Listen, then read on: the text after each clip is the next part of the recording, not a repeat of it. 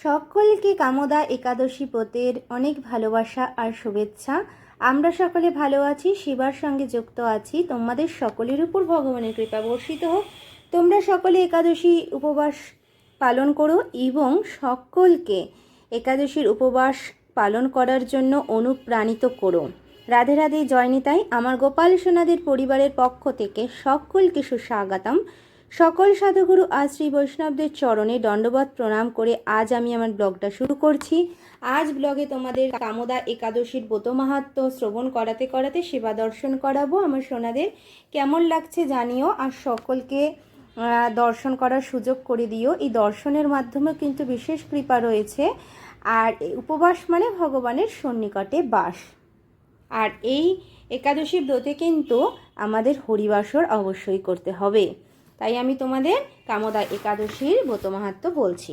চৈত্র মাসে শুক্লপক্ষের কামদা একাদশী ব্রত মাহাত্ম্য বরাহ পুরাণে বর্ণিত হয়েছে। মহারাজ যুধিষ্ঠির বললেন, হে বাসুদেব, আপনি কৃপা করে আমার কাছে চৈত্র মাসে শুক্লাপক্ষের একাদশীর মহিমা কীর্তন করুন। শ্রীকৃষ্ণ বললেন, হে মহারাজ, এই একাদশী ব্রত সম্পর্কে এক বিচিত্র কাহিনী বর্ণনা করছি, আপনি এক মনে তা শ্রবণ করুন। পূর্বে মহিষী বশিষ্ঠ মহারাজ দিলীপের কৌতূহল নিবারণের জন্য এই ব্রতকথা কীর্তন করেছিলেন। ঋষি বশিষ্ঠ বললেন, হে মহারাজ, চৈত্র মাসের শুক্লাপক্ষের একাদশীর নাম কামদা একাদশী। এই তিথি পাপ নাশক, অর্থাৎ পাপ বিনাশক, পাপ নাশ করে দেয়, পুণ্য দায়িনী, পুণ্য দান করেন। পূর্বকালে মনোরম নাগপুরে স্বর্ণ নির্মিত গৃহে বিষধর নাগেরা বাস করত। তাদের রাজা ছিলেন পুণ্ডরিক। গন্ধর্ব, কিন্নর, অপ্সরাদের দ্বারা তিনি সেবিত হতেন। সেই পুরীর মধ্যে অপ্সরাশ্রেষ্ঠ ললিতা ও ললিত নামে গন্ধর্ব স্বামী স্ত্রী রূপে ঐশ্বর্যপূর্ণ এক গৃহে পরম সুখে দিন যাপন করত। একদিন পুণ্ডরিকের রাজসভায় ললিত একা গান করছিল। এমন সময় ললিতার কথা তার মনে পড়ে যায়। ফলে সঙ্গীতের স্বর, লয়, তাল, মানের বিপর্যয় ঘটল। কর্কটক নামে এক নাগ ললিতের মনোভাব বুঝতে পারল। গানের ছন্দভঙ্গের ব্যাপারটি সে পুণ্ডরিক রাজার কাছে জানালো। তা শুনে সর্পরাজ ক্রোধ ভরে কামাতুর ললিতকে, রে দুর্মতি, তুমি রাক্ষস হও বলে অভিশাপ দান করল। সঙ্গে সঙ্গে সেই ললিত ভয়ঙ্কর রাক্ষস মূর্তি ধারণ করল। তার হাত 10 যোজন বিস্তৃত, মুখ পর্বত গুহাতুল্য, চোখ দুটি প্রজ্বলিত আগুনের মতো, ঊর্ধ্বে 8 যোজন বিস্তৃত প্রকাণ্ড এক শরীর সে লাভ করল। ললিতের এরকম ভয়ঙ্কর রাক্ষস শরীর দেখে ললিতা মহা দুঃখে চিন্তায় ব্যাকুল হলেন। স্বেচ্ছাচারী রাক্ষস ললিত দুর্গম বনে ভ্রমণ করতে লাগলো। ললিতা কিন্তু তার সঙ্গ ত্যাগ করল না। ললিত নির্দয়ভাবে মানুষ ভক্ষণ করত। এই পাপের ফলে তার মনে বিন্দুমাত্র শান্তি ছিল না। পতির সেই দুরবস্থা দেখে ব্যথিত চিত্তে রোদন করতে করতে ললিতা গভীর বনে প্রবেশ করল। একদিন ললিতা বিন্ধ্য পর্বতে উপস্থিত হলো। সেখানে ঋষ্যসিংহ মুনির আশ্রম দর্শন করে মুনির কাছে হাজির হলো। তার চরণে প্রণাম করে সেখানে দাঁড়িয়ে রইল। মুনিবর জিজ্ঞাসা করলেন, হে সুন্দরী, তুমি কে, কার কন্যা, কি কারণেই বা এই গভীর বনে এসেছ, তা সত্য করে বলো। তদুত্তরে ললিতা বলল, হে প্রভু, আমি বীরধন্যা গন্ধর্বের কন্যা। আমার নাম ললিতা। আমার পতির পিচাসত্ব দূর হয় এমন কোনো উপায় জানবার জন্য এখানে এসেছি। তখন ঋষি বললেন, চৈত্র মাসে শুক্লাপক্ষে কামদা নামে যে একাদশী আছে, তুমি সেই ব্রত যথাবিধি পালন করো। এই ব্রতের পুণ্যফল তোমার স্বামীকে অর্পণ করলে তৎক্ষণাৎ তার সমস্ত পাপ বিনষ্ট হবে। বশিষ্ঠ বললেন, হে মহারাজ দিলীপ। মুনির কথা শুনে ললিতা আনন্দ সহকারে কামদা একাদশী ব্রত পালন করল। তারপর ব্রাহ্মণ ও বাসুদেবের সামনে পতির উদ্ধারের জন্য আমি যে কামদা একাদশীর ব্রত পালন করেছি তার সমস্ত ফল আমার পতির উদ্দেশ্যে অর্পণ করলাম। এই পুণ্যের প্রভাবে তার পিচাসত্ব দূর হোক। এই কথা উচ্চারণ মাত্রেই ললিত শাপমুক্ত হয়ে দিব্য দেহ প্রাপ্ত হলো। পুনরায় গান্ধর্ব দেহ লাভ করে ললিতার সাথে সে মিলিত হলো।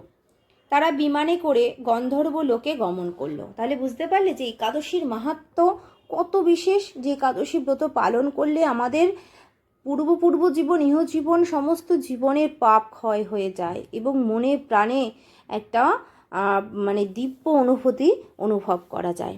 হে মহারাজ দিলীপ, এই ব্রত যত্ন সহকারে সকলেরই পালন করা কর্তব্য। এই ব্রত ব্রহ্ম হত্যা, পাপ বিনাশক এবং পিতাসত্ব মোচনকারী। আর এই ব্রত যারা যে শ্রদ্ধাপূর্বক পাঠ করে এবং শ্রবণ করে তাদের বাজপেয় যজ্ঞের ফল লাভ হয় এবং সমস্ত পাপ থেকে তারা মুক্ত লাভ করে। জয় রাধে, জয় নিতাই। সকলকে কিন্তু কামদা একাদশী ব্রতের ভালোবাসা আবার জানালাম।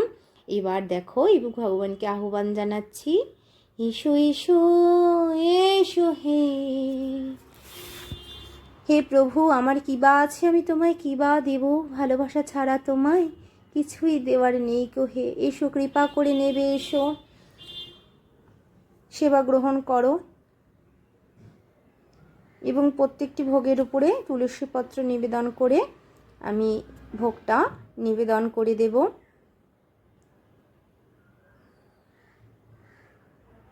তারপরে তোমাদেরকে ভোগ দর্শন করিয়ে দেব। এই যে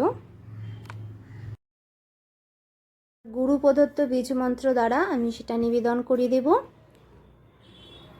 আর মনের ভক্তি সহকারে ভালোবাসা দিয়ে আমি সেটা আমার বাবুদেরকে সেবা করিয়ে দেব। আর এই দেখো ভোগ দর্শন করো, একাদশীর ভোগ দর্শনে বাড়ে সৌভাগ্য। তোমাদের সকলকে আমি প্রসাদ পাঠিয়ে দিলাম। আর এই যে আমার আনন্দ সোনা আর সকল বাবুদেরকে দর্শন করো, কত সুন্দর, পরম আনন্দ, পরম শান্তি রয়েছে এই সেবায়। যদি মনে প্রাণে তাকে ভালোবাসা যায়, যদি হৃদয় বৃন্দাবনে তাকে বসানো যায়, তাহলে আর আমাদের কিছুই চাও পাওয়া থাকে না। দেখো কত সুন্দর, সকলে তোমাদেরকে দর্শন দিচ্ছে। দর্শনে বিশেষ কৃপা, তোমার সকল আপনজনদের দর্শন করার সুযোগ করে দিও। আর সকলে প্রসাদ পেও, ভগবানকে নিবেদন করে তোমরা সবাই প্রসাদ পেও। প্রসাদে সমস্ত ত্রিতাপ জ্বালা সব জড়িয়ে যায়, পরম শান্তি অনুভব করা যায়। তারপরেই ভজন শুরু হয়। আরতি করে নর হরি, আরতি করে হে, আরতি করে নর হরি, আরতি করে হে, আরতি করে নর হরি আমার গোপাল সোনার বদনে হেরি, আরতি করে নর হরি, আরতি করে হে, আরতি করে হে, আরতি করে হে, আরতি করে নর হরি, আরতি করে হে, আরতি করে নর হরি চামর ব্যঞ্জন করে ধরি, আরতি করে নর হরি, আরতি করে হে, আরতি করে নর হরি আমার গোপাল সোনার বদনে হেরি, আরতি করে নর হরি, আরতি করে হে, আরতি করে নর হরি আমার রাধা মাধবের বদনে হেরি, আরতি করে নর হরি আমার নিতাই চাঁদার গোড়া চাঁদের বদনে হেরি, হেরি হেরি হেরি হেরি আরতি করে হে, আরতি করে নর হরি, আরতি করে হে। জয় রাধে, জয় নিতাই। সকলকে দর্শন করিয়ে দিলাম। জয় জয় রাধে শ্যাম, বলো শ্রী বৃন্দাবন ধাম।